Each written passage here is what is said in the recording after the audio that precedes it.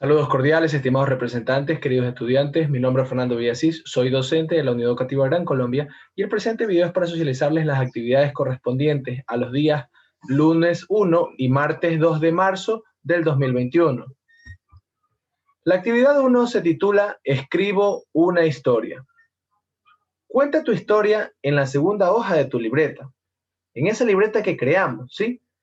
Allí vamos a narrar una historia, pero debemos para eso tomar las siguientes recomendaciones. La primera, seleccionamos un tema para escribir nuestra historia. Tomemos en cuenta todo ese aprendizaje que hemos adquirido esta semana y recuerda que puede ser una historia basada en hechos reales o imaginarios. El segundo punto a tomar en cuenta es elegir el nombre de los personajes.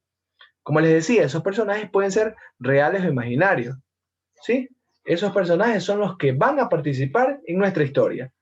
Y el tercer punto a tomar en cuenta para poder crear nuestra historia es escribirla. Debemos escribir la historia recordando sobre todo que las ideas sean claras y sean precisas para que nuestra historia tenga sentido. Bien, entonces no se olviden, deben crear su historia en la libreta que creamos la semana pasada. La actividad 2 se titula Narrar anécdotas. ¿Qué es una anécdota? Las anécdotas son narraciones cortas basadas en experiencias y estas experiencias pueden ser curiosas y divertidas, ¿sí? La anécdota consiste en contar a los demás lo que nos ha sucedido. Es decir, ustedes relatan una experiencia propia. Estas anécdotas también expresan cómo nos sentimos nosotros frente a este hecho, ¿sí?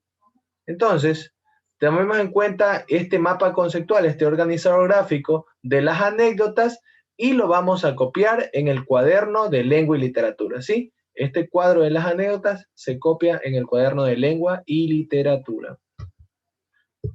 Examinemos el siguiente esquema para poder organizar nuestras ideas y de esa manera construir correctamente nuestra anécdota, ¿sí?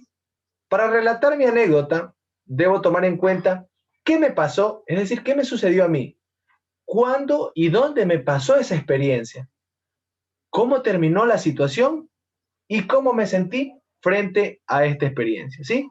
De esa manera nosotros podemos construir nuestra anécdota y contársela a un amigo o algún familiar, ¿sí? No se olviden de este esquema, importante para narrar anécdotas.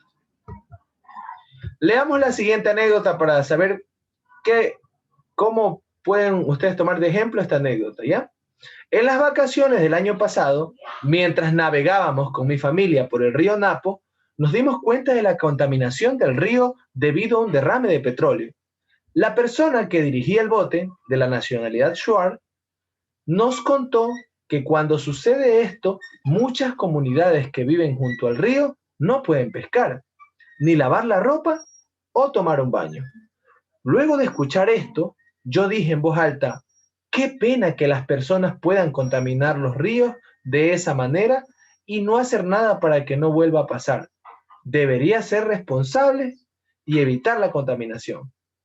El Señor me miró y me dijo, le recuerdo que usted es una de esas personas que podrían hacer algo para evitar la contaminación.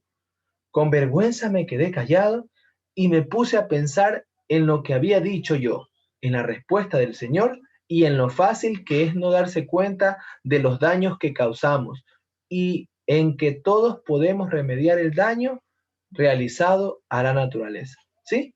Es decir, todos podemos contribuir a revertir esos daños que se hacen en la naturaleza.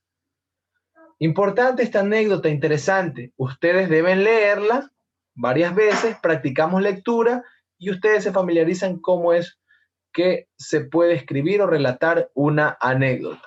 En este caso, la anécdota era de una niña. Bien. Por último, como actividad adicional, vamos en nuestro cuaderno de lengua y literatura a escribir las respuestas a las siguientes preguntas. Estas preguntas las vamos a hacer en base a la lectura que hicimos de la niña, del río Napo, de estas personas Shuar, ¿ok? Y de la contaminación que hablaba, ¿no? ¿Qué mensaje dio el señor de la nacionalidad Shuar? Entonces ustedes van a responder eso. ¿Cuál fue el mensaje que dio este señor de la nacionalidad Shuar? ¿Por qué crees que el ser humano contamina y daña el ambiente? ¿Sí? A estas dos preguntas les vamos a dar respuesta. ¿Correcto? Entonces, recapitulando, tenemos que hacer tres cositas.